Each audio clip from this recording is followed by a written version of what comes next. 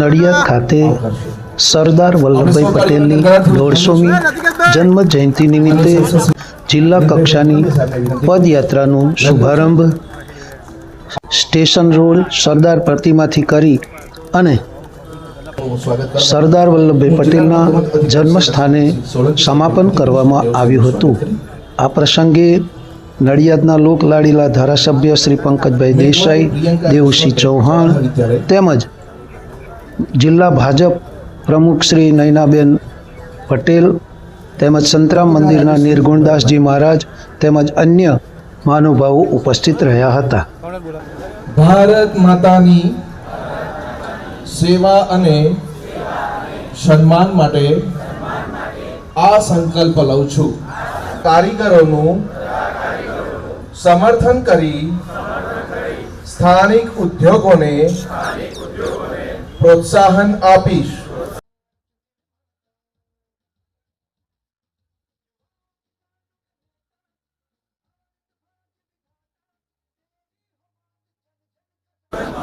વધુમાં વધુ ભારતીય વસ્તુઓનો ઉપયોગ કરીશ અને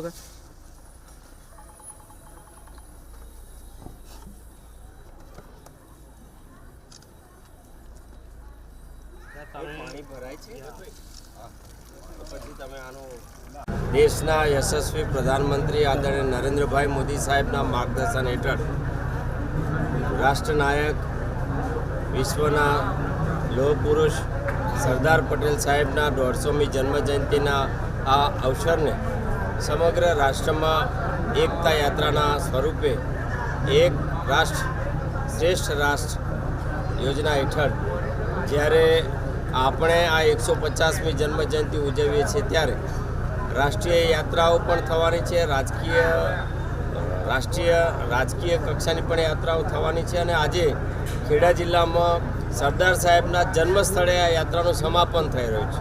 ત્યારે અમે સૌ સાથે મળીને સરદાર સાહેબની દિવ્ય ચેતનાને નમન કરીએ છીએ, આ ભૂમિને નમન કરીએ છીએ। દેશના પ્રધાનમંત્રી સાહેબનો પણ આગ્રહ છે કે નવી પેઢી સુધી સરદાર સાહેબના જીવન કવન, સરદાર સાહેબના ગુણ દર્શન પહોંચે, તેમાંથી પ્રેરણા મેળવે। એ હેતુથી આજે નડિયાદ વિધાનસભામાં સંતરામ મંદિરથી શરૂ કરીને સરદાર સાહેબના જન્મસ્થળ સુધીની લગભગ 10 કિલોમીટરની યાત્રા થઈ।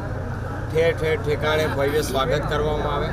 અનેક લોકો, નવી પેઢી અને વૃદ્ધો, મહિલાઓ, યુવાનો સૌ જોડાયા અને આ ભવ્ય સ્વાગતની સાથે સાથે જે ઉત્સાહ અને ઉમંગ એમનો જોયો અને જે રીતે આજે પણ તમે જોઈ શકો છો કે વિશાળ જનસભા પણ હમણાં થોડી ક્ષણોમાં થવાની છે, ત્યારે સરદાર સાહેબ માટે સૌને આદર છે, શ્રદ્ધા છે અને સૌ સરદાર સાહેબને નમન કરવા આજે અહીંયા ઉપસ્થિત છે। સરદાર યુનિટી 150 યાત્રા નડિયાદની અંદર યોજવામાં આવી હતી અને આ યાત્રા સંતરામ મંદિર થઈ અને સરદાર સાહેબના સ્ટેચ્યુએ પુલર કરી અને ત્યાંથી વલ્લભનગર સોસાયટીથી સમતા પાર્ટી પ્લોટ, ઓવરબ્રિજ થઈ, કિડની હોસ્પિટલ થઈ અને સંતરામ ટાવર થઈ અને એમના જન્મ સ્થળે આજે પહોંચી છે। યાત્રા ભવ્ય યાત્રા થઈ અને રસ્તામાં અનેક જગ્યાએ આ યાત્રાનું સ્વાગત કરવામાં આવ્યું। નડિયાદના રહેવાસીઓએ ખૂબ સરસ રીતે આ કાર્યક્રમ કર્યો અને આપણા સરદાર સાહેબની યાદગીરીમાં આ 150મી જે જન્મ જયંતિ ઉપર આ યાત્રાનું આયોજન સરકાર દ્વારા કરવામાં આવ્યું હતું। એ સંપૂર્ણ રીતે અહીંયા ખૂબ સારી રીતે સંપૂર્ણ હતું।